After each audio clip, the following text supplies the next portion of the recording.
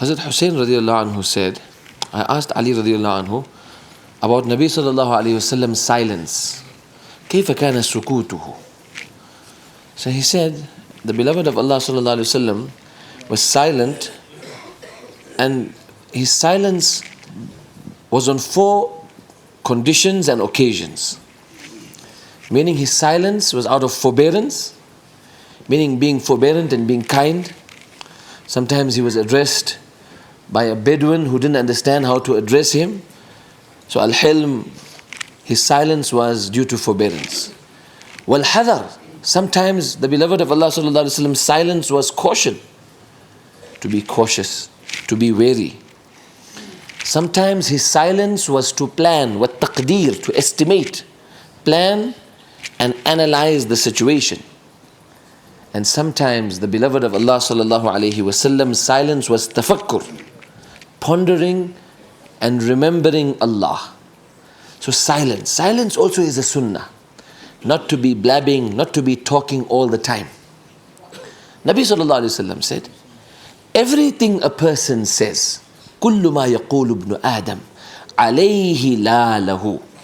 Everything a person says is held against him and not for him. So whatever we say is held against us, meaning written down. If the angel on the right doesn't write it, the angel on the left writes it. ما يلفظ من قول إلا لديه رقيب عتيد. The angel is watching and he's ready. Not even a word slips the angel. But there's certain occasions, the angels are not actually present there. This is expressed by the ulama. For example, a person went to the Baytul Khala, restroom. He's relieving himself. Even his angels don't enter there.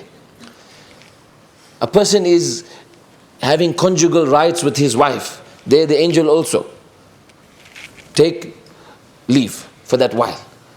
But everywhere else a person goes. That's why scholars explain, when a man dies, a man leaves this world, his angels address him saying that Allah reward you. So many a time you went to good places. طالما أحضرتنا معك في المجالس الطيبة. You took us to wonderful places. You did so nice things. Those environments were so fragrant. Allah reward you for that, and the angels give him dua. Another occasion the angels join him is, even in the wilderness, he makes iqama and salah. The angels join him. Salla ma'ahu malakahu. In the wilderness.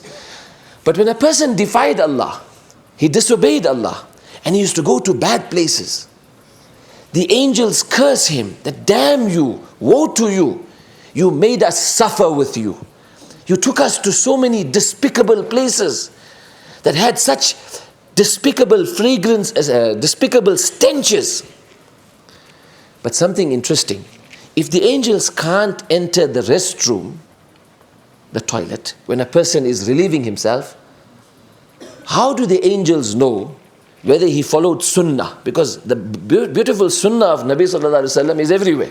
Even when a man was with his legal partner, Nabi sallallahu alaihi wasallam said he stayed away from haram and he did what was halal, he's getting thawab. But how do the angel write that down? The answer to that is, you have a man selling itar for many, many years. He's a master of the field. You just show him one whiff of that perfume, he can tell you whether it's fake or whether it's original, whether it's valuable or whether it's just, like soap that's made into liquid. He'll tell you exactly what it is. A man who has experience with. So these angels know good deeds, the sunnah has a fragrance.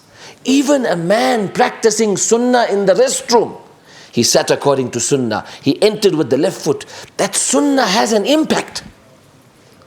So that's how the scent of sunnah emanating from a person, the angel knows, oh, this man practiced sunnah. Something else I want to mention, very important for you and I who are students, is Nabi sallallahu alaihi wasallam didn't just do anything. He deliberated before saying something. He deliberated before doing something. So the hadith continues at the end, وَجُمِعَ لَهُ الْحَذَرِ. See, hadar, caution. Why Nabi sallallahu alaihi wasallam was silent and cautious? You and I have to be cautious. أَخْذِهِ بِالْحُسْنَى لِيُقْتَدَى بِهِ. Nabi Sallallahu Alaihi Wasallam taught us, do the right thing to teach the ummah the same, because others are going to follow. وَتَرْكِ الْقَبِيحِ لِيُتَنَاهَا عَنْ وَاجْتِهَادِهِ الرَّأْيِ فِيمَا أَصْلَحَ أُمَّتَهُ. And leave what is wrong. One is because we don't want to do wrong. The other is we don't want the ummah to use us as a legalization. That, oh, a student so-and-so is doing this, so we can do it. And also to ponder and make the correct decision so the ummah can benefit. So you and I, respected students of deen, we have to remember, silence also is a sunnah. And following Nabi Sallallahu Alaihi Wasallam's sunnah in every occasion. And I want to mention one more thing. How important it is for you and I. Wahab bin Munabbih rahmatullah alayhi gave this story. It comes in Bidayah wa Nihaya, a very interesting story. He says, there was an alim who lived in the time of a certain ruler. And this ruler, he used to try and feed people haram, because he didn't want the pious to pray, to make bad dua for him, to curse him. And now when haram is eaten, the effect of the dua is removed to a great extent. Allah Ta'ala save us and forgive us all. So this one alim was invited to this certain ruler's banquet. And when he was invited, the police department, the superintendent of the department came to that alim and said, you know, you invited, and this ruler feeds everybody haram. But you don't worry.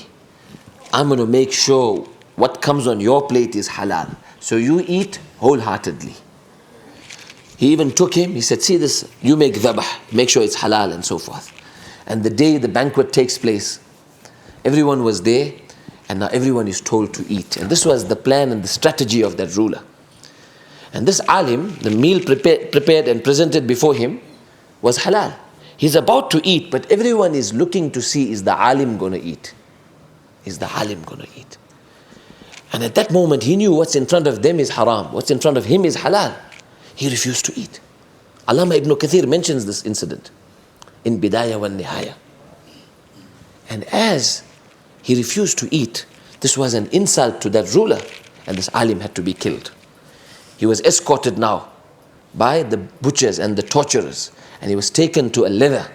So this department senior comes to him and says to him, but ayyuhal alim, you know I made sure what was in front of you is halal. He says, I know, but I still can't eat. Why? Because he would have eaten halal, but others would have used him as dalil and eaten haram.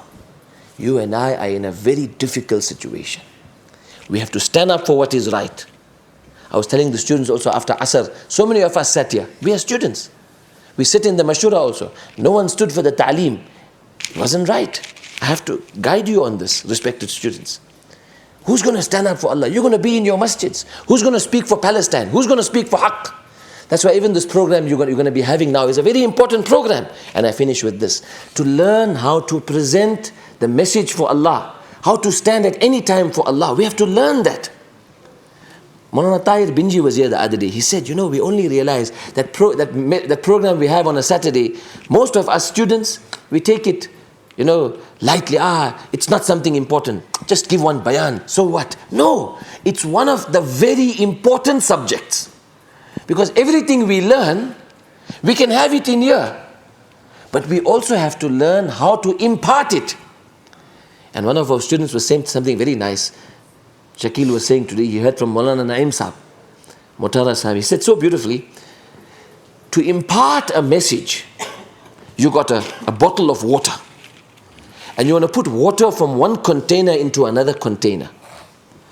For the water in the container to be poured in another container, it doesn't go down easy. If both containers stand straight, nothing is going to be imparted. The one with the water has to bend over, and then it goes in. You and I have to humble ourselves and present the message to the whole world. And be so humble and have such akhlaq that we have to bend over backwards at times, so that we make humanity hear the message. We can't expect people to come to us when they don't have the interest to learn. So you might be in your masjid and only 2 people want to learn, and you say, no, what's the use? No, my brother, you teach the 2 and you make effort on other non-Muslims in the area. Allah is going to make that 2 into hundreds of thousands, insha'Allah. But try and make an effort. And this program you have here at the back, And on Saturdays, don't take it lightly. Make sure every time you got a lecture, give a different topic.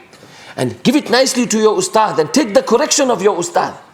And learn the art of imparting the message of Allah's deen, because that is also for you and I a pertinent subject in the field that you are in, because we have to reach the whole world, because we are ukhrijat linnas, not Muslimin only. For me to stand here in front of you Muslims is easy. Ukhrijat linnas, we are taken out for the whole wide world, and this has to be in our heart. Haji Abdul Wahab Sahib was seen in a dream.